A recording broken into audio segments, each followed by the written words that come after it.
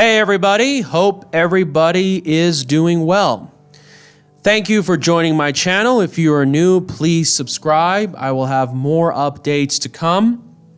And first of all, I got to start off. It was a pretty decent day here in Las Vegas. We had temperatures in the mid 80s, lots and lots of wind. We're going to have that pretty soon.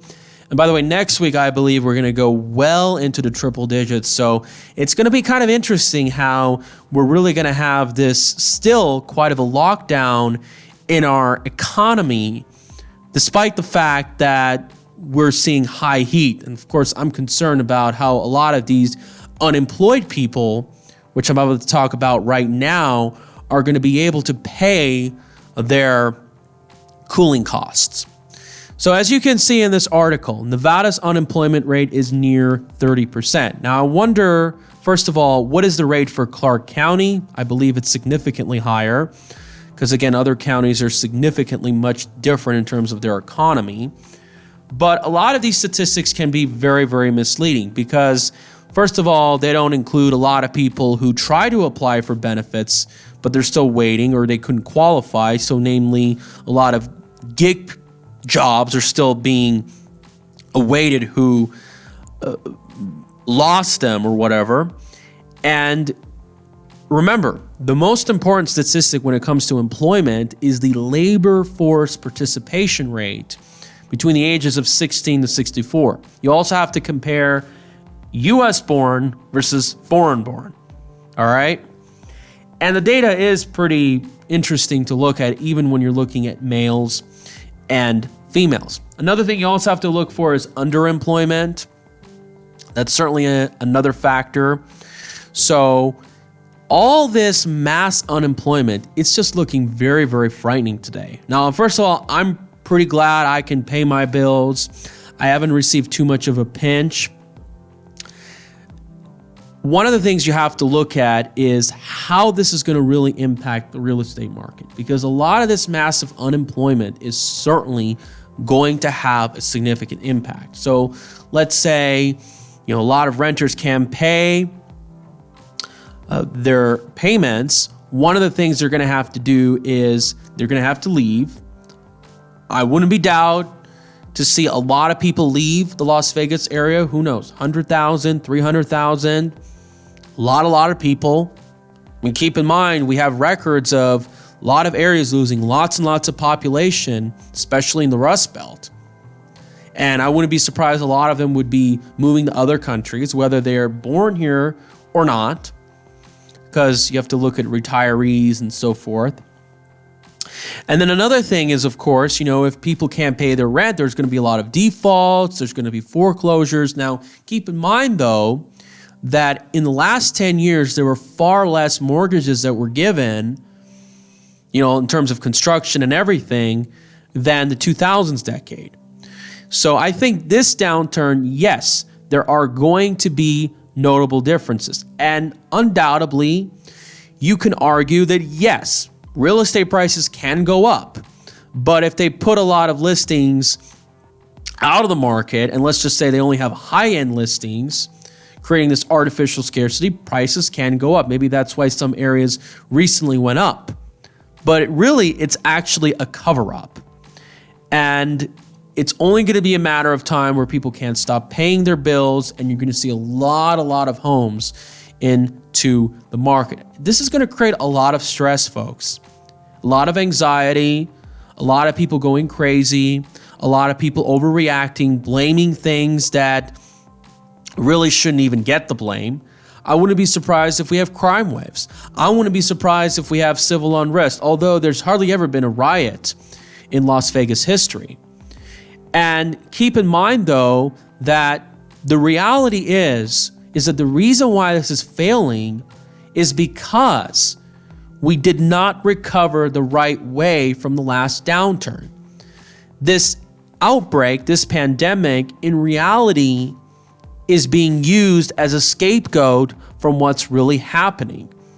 And that scapegoat is the fact that all this low interest rate credit cards, home loans, auto loans, low lending standards, bailouts, foreclosures being suppressed, turning into rentals, all these different factors lack of savings. This system is really, really starting to show its true colors. Now, I understand that debt, of course, grows the economy, and some of it sounds reasonable. Sometimes you want to borrow money, but the way we've been doing it has been pretty reckless in the last 10 to, I would say, 40 years or so. Because, there was a time where a lot of people used to buy things more in cash. And so, believe it or not, if we were to see significantly higher rates, if the Federal Reserve raises rates, because remember, the Federal Reserve, they set the interest rates, the money supply, a lot of these different things, along with the Wall Street banks. You have 5-6 mega banks that control so much of the action. If the interest rates go up, it's going to really, really add at least short-term insult to injury. And of course, then again, we cannot pay our national debt. And so this is really, really the sad truth that you have to really keep in mind. So as you can see in this article, Nevada's unemployment rate, as they claim, is about 30%, and we've lost hundreds of thousands of jobs. Nevada April unemployment rate was the highest in state history and worse than any state in the country. Well, I think the last downturn, it was pretty similar. We were among the worst, or at least in the top 5. It reached about 28% in April, higher than the national unemployment rate of 25% in the heart of the Great Depression. In the staggering April, Nevada lost 244,000 jobs. That's a lot. That's like about the amount of people that live in the city of, I believe, North Las Vegas. Almost. The biggest over-the-month decline since records began in 1990. It's the highest rate we've ever seen. Nevada's April unemployment rate doubled the national average of 14.7%, led by second worst in Michigan. Well, obviously, the governor that's over there. And I think she got elected, by the way, because the last one was pretty horrible too. And third worst by Hawaii by 5.9 percentage points. And think about this. Hawaii and Orlando, from what I've seen, isn't as hard hit, despite that they're largely tourism-dependent states. The hospitality industry was hard hit by the shutdown. Food service, accommodation, taxi cabs, you basically get the idea. And by the way, if this is going to continue to hit the real estate market, you're going to see a lot of jobs in the home building industry. It's a very large part of our economy, probably among the largest sectors. I've talked about this many, many times. A lot of workers are going to be laid off. It's going to add more insult to injury, gasoline to the fire. So Mr. Sisolak ordered all the businesses to close. That's pretty obvious. So we went from 3.6% to about 28%. Now, let me tell you about this guy. This guy's Jeremy Aguero. For some reason, they keep promoting this guy in a lot of news media outlets. I've met this guy, but just like a lot of these other individuals, just because they keep promoting them does not necessarily mean they're true experts. I think they're promoting them to facilitate an agenda.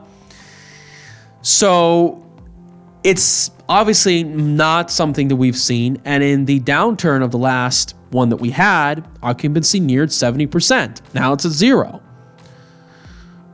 And we've gone from essentially the peak of our economy within 45 days. And then Stephen Miller said the same position where it was in the Great Recession hit, the economy over-reliant on hospitality and tourism. And again, this is the sad part. We didn't fix our housing market. We continue to pass bad laws, the lobbying. The tourism sector did not improve their deals. No surprise. I guess a lot of people deserved it. It just shows that we're ground zero for a major recession. And how long it's going to last? That's going to depend on how we're going to open the economy. Well, look, a lot of people don't have money. And you can argue you can get rid of a lot of the fees and lower the prices. But I don't know. People are just still in a lot of fear and anxiety. And they've got all these bills they have to pay. They're concerned whether they can put food on the table. It's not looking really, really good. What's interesting is that Deals were better back in the 90s at a time when the average person had more discretionary spending, and they've continued to make it worse. And the Murrens of the world, well, certainly you could blame a lot of that on them. And keep in mind, he's part of the task force, and he is the main figure, along with all these other elites and the Culinary Union, of why we're getting these horrible politicians from both parties. The pandemic isn't over, and worst is yet to come. That's obviously no surprise. The system is overloaded with processing claims. Now let's take a look at another sector that's been hurt really, really hard, and that is nightclubs. Now, I certainly was not a big fan of nightclubs. You know, a lot of people argue nightclubs have delivered just so much harm, in addition attracting lowlifes and a lot of addictions. Not to mention, a lot of people argue it has distorted the dating hookup scene, just like a lot of these dating apps or whatever you want to call them. But in addition to that, it really reveals a lot about what's wrong with our society, our culture, which is largely artificial, you know, promoted by the media. You have to go into these places, spend like hundreds of dollars on tables and drinks, primarily attracting the 20-something-year-old crowd. You know, they consume a lot of their lives rather than back in the day where they used to learn skills and building families and all those kinds of things.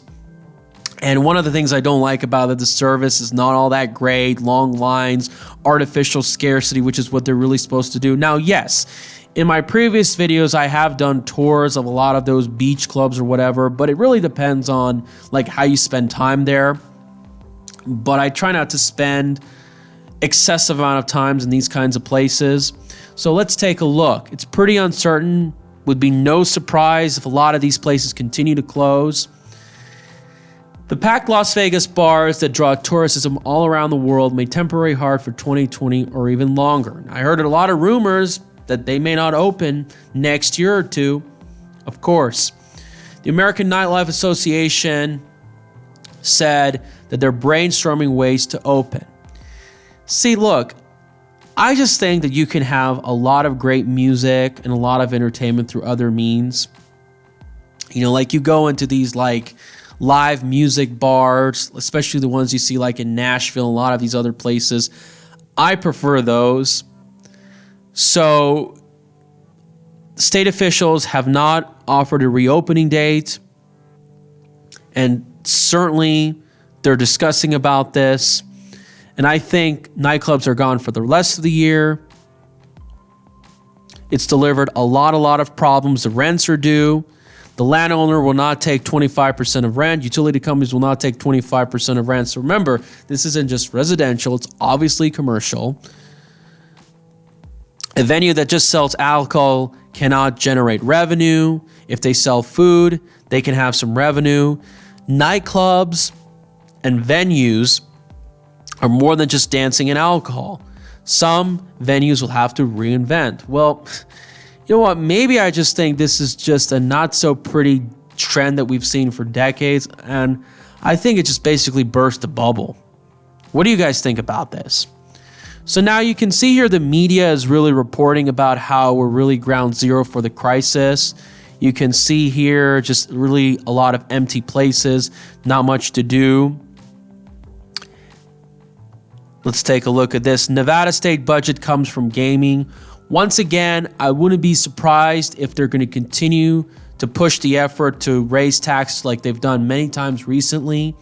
So it's your job, believe it or not, and I'm making this very, very clear, that if they want to raise our taxes, they better raise gaming taxes. A good friend of mine told me that it's in the state constitution that it makes it very difficult to raise gaming tax. This is just show you how shady and how huge the casino lobby really is, regardless of party affiliation. And you can see here they're promoting the county commissioner, Marilyn, who, by the way, I don't really trust. She gets obviously a lot of big money donors from the establishment. She's putting her large campaign signs all over town. That explains a lot. And so they're interviewing all these people. A lot of restaurants, a lot of bars have recently closed. It's pretty depressing. Let's look at the comments section as we go down. You can see here, let's be real, the escalators are always broken. Yeah, because I believe they're public right of way.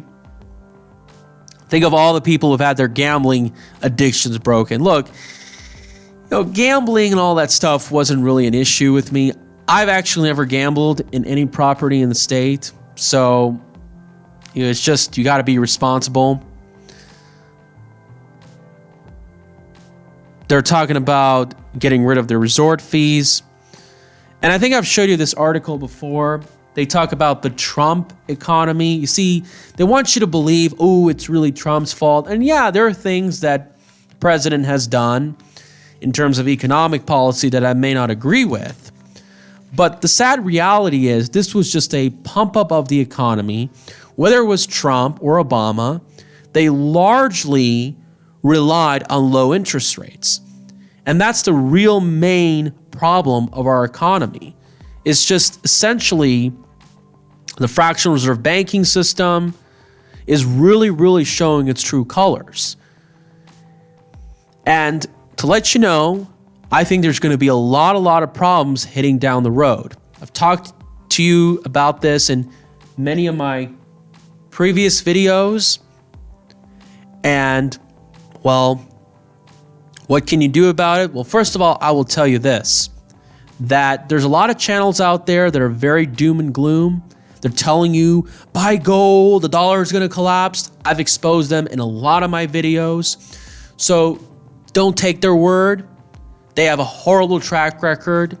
I'm going to do more videos about them, exposing what's going on. Greg Manorino, Mike Maloney, Peter Schiff. So please stay tuned. I will have more updates to come. Now here's another channel that I have some respect for. This guy is Tim Pool, and he talks about how New York is dying. And I really think there's going to be a lot of good things about this from New York City. Just a lot of shadiness from Wall Street, overpriced real estate. There's a lot of dirty areas. And hopefully, I think this is really going to mean that New York can actually really improve itself. So you let me know what you guys think. All right, everybody. Thank you guys so much. Please share and please subscribe.